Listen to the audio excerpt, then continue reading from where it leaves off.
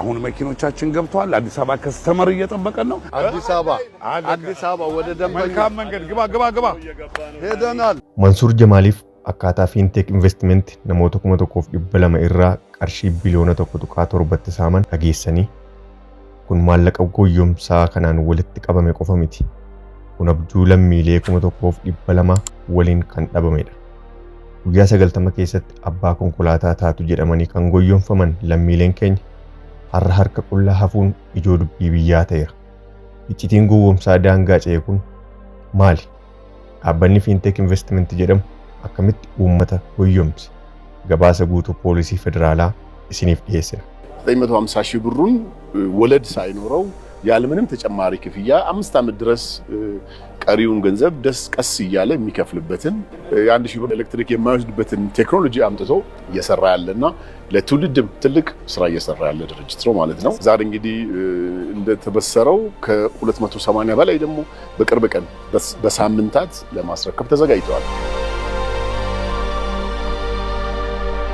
akkam jirtu kabajamtoota shaashoo miidiyaa viidiyoo keenya guyyaa har'aan dhimma biyya raasaa jiru goyyomsaa maallaqaa guddicha seenaa biyya keenyaa keessatti ajaa'ibsiisaa jedhamee amanamee fi iccitii shakkamtoota goyyomsaa konkolaattota BYD fi gahee artistoota bebbeekamoo dhimma kana keessatti qaban tokko tokkoon ilaalla. Viidiyoo kana ammuma laayik gochuun haga dhumaatti nu waliin tura. Akka gabaasa poolisii federaalaatti hundeessitootaa fi abbootii qabeenyaa dhaabbata fiinteek ኢንቨስትመንት kan ta'an Daani'eel Yohaannisii fi Girmaay Gabre Mikaa'el namoota gowwoomsaa kana duuba jiranidha. Shakkamaan Girmaay Gabre Mikaa'el jedhamu kanaan dura bara 2010 waancaa addunyaa Afrikaa kibbaa irratti maqaa Askaaluu kan jedhamuun gowwoomsaa raawwatee biyyaa baqatee kan turee fi qabamee seeratti kan dhiyaate ta'uun isaa galmeen yakkaa isaa ni agarsiisa.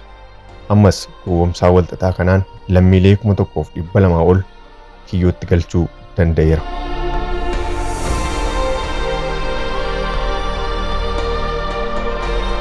Tooftaan isaanii maali?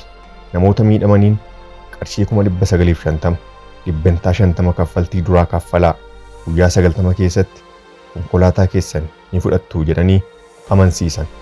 Kaffaltii hafe waggaa 5 keessatti ala malee baankiin akka xumuran waadaa galaniif 950 ሺህ ብሩን ወለድ ሳይኖረው ያለምንም ተጨማሪ ክፍያ 5 ዓመት ድረስ ቀሪውን ገንዘብ ቀስ እያለ የሚከፍልበትን የ1 ሺህ ብር ኤሌክትሪክ የማይወስድበትን ቴክኖሎጂ አምጥቶ እየሰራ ያለና ለትውልድም ትልቅ ስራ እየሰራ ያለ ድርጅት ነው ማለት ነው። ummata amansiisuufis konkolaattota 148 Jibuutiidhaan galchuun 100 qofa namoota muraasaaf raabsanii 48 hafan ammoo boksaatti gurguran. ፊንቴክ ኢንቨስትመንት ባዘጋጀው ፕሮግራም ላይ ይሄው ከጀርባችን የምታዩዋቸው ታላላቅ አርቲስቶቻችን ኢትዮጵያ አለኝ የምትላቸው አርቲስቶች ዛሬ ጅቡቲ ተገኝተዋል። kusoo dhawaada fanaaniinta Ethiopia nooga yimid. أهلا بكم مسلسلين في إثيوبيا من شركة فينيكس de la société Fintech Investment. Dabalataan dhaabbata Chaayinaa BYD waliin waliigaltee tokko malee kan waan waliigaltee qabaniitti sobuun konkolaattota bakka biraa irraa ergifataniin masqala addabaabayitti walitti qabuun konkolaattonni kun keenya jedhanii gowwoomsaa raawwatan. Dhimma kana caalaatti xiyyeeffannoo akka argatu kan taasise gahee artistootaati. አሁን መኪኖቻችን ገብቷል። አዲስ አበባ ከስተመር እየጠበቀን ነው። አዲስ አበባ ወደ ደንበኛ መልካም መንገድ ግባ ሄደናል። የእውነት በእውነት እያየናቸው ነው። እየተጫኑ ነው መኪኖቹ።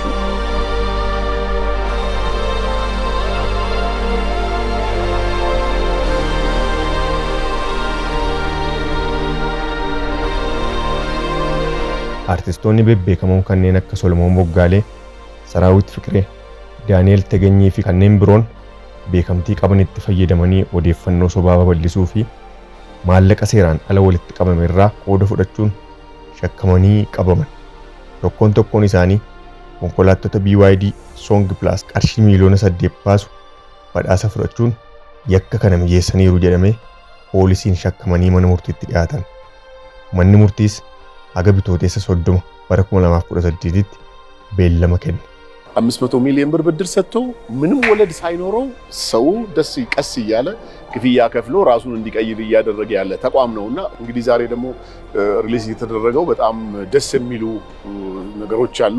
በኢትዮጵያ ታሪክ እንደሚታወቀው ለአንድ ድርጅት ከአንድ አምባሳደር በላይ የለም።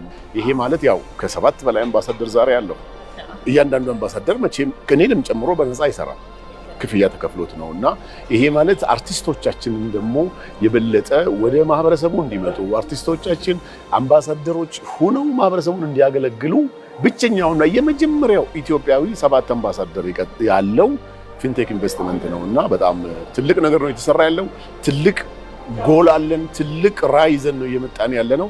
ኢንሻአላህ በተሻለ መጠን እንግዲህ አላህ ካገዘን ይሄንን ያቀድነውን የ20,000 መኪና ዴሊቨሪ ማድረግ ስራ እናሳካዋለን ብዬ አስባለሁ። ኤጋ ሆምሳን አከሲ የሮ ባዬ ሚራ ደፌ አባ ቀበኛ ተው ጀዱረት ይፈታ ፖሊሲን ፌደራላፍ ሚኒስቴር ያቃ dhimma kanarratti qorannoo isaanii itti fufaniiru.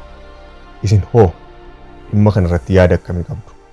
Artistoonni kun beekamtii isaaniitti fayyadamanii uummata gowwoomsuu isaaniitiif itti gaafatamuu qabu jettanii yaaddu? Yaada keessan koomentii irratti nuuf barreessaa. YouTube keenya subscribe gochuun viidiyoo kan biraan haga walitti deebinutti nagaatti.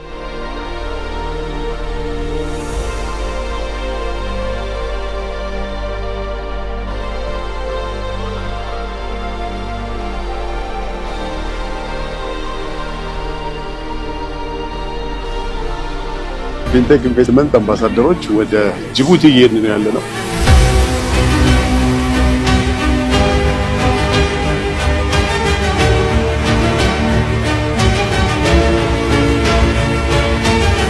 በጅቡቲ የኢትዮጵያ ኤምባሲ ላደረገልን አቀባበል በጣም እናመሰግናለን። ፊንቴክ ኢንቨስትመንት ባዘጋጀው ፕሮግራም ላይ ይሄው ከጀርባችን የምታዩዋቸው ታላላቅ አርቲስቶቻችን ኢትዮጵያ አለኝ የምትላቸው አርቲስቶች ዛሬ ጅቡቲ ተገኝቷል። kusoo dhawaada fanaaniinta Ethiopia nooga yimid.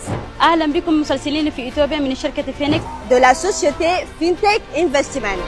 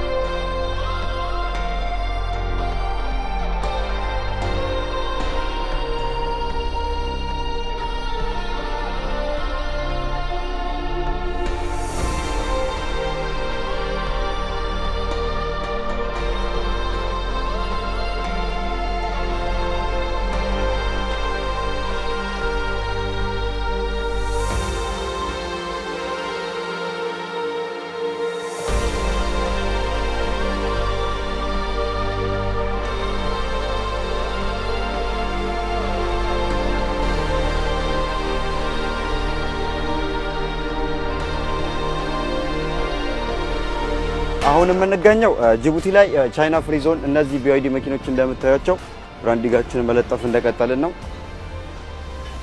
እነዚህ ሁሉም መኪኖች ፊንቴክ ኢንቨስትመንት የሚያስመጣቸው የBYD መኪኖች ናቸው። እንደምትመለከቷቸው ቁጥራቸው ከፍተኛ የሆኑ መኪኖች ተዘጋጅተዋል ማለት ነው። በጣም ደስ ይላል። የብዙ ከስተመር ጥያቄ ነው። እንግዲህ የእውነት በእውነት ያየናቸው ነው። እየተጫኑ ነው መኪኖች።